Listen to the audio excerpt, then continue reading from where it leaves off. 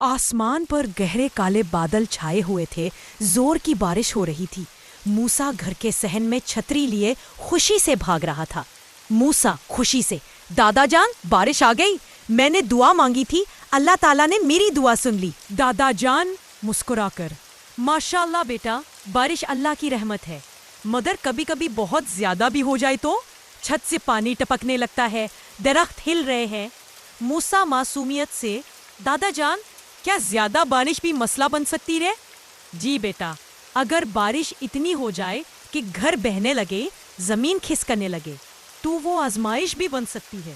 تب ہمیں نبی صلی اللہ علیہ وسلم کی سکھائی ہوئی دعا پڑھنی چاہیے۔ کون سی دعا دادا جان؟ مجھے بھی وہ دعا سکھائی نا۔ دادا جان آسمان کی طرف دیکھ کر، اللہم حوالینا ولا علینا، اے اللہ ہمارے ارد گرد بارش برسا، ہم پر نہیں۔ موسیٰ دادا جان سے سوال کرتا ہے، کیا بارش رک جائے گی؟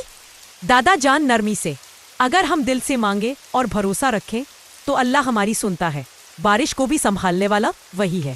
موسیٰ بھی دادا جان کی بتائی ہوئی دعا پڑھتا ہے، اللہم حوالینا ولا علینا۔ آہستہ آہستہ بارش ہلکی پڑتی ہے، روشنی نمودار ہوتی ہے، پرندوں کی آوازیں آتی ہیں۔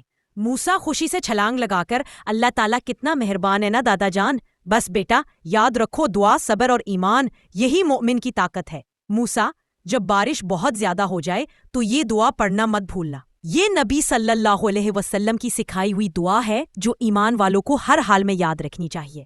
ایسی اور دعاؤں کے لیے ٹائنی اسٹوری لینڈ کو سبسکرائب کریں اور بیل آئیکن کے بٹن کو پریس کریں۔ شکریہ۔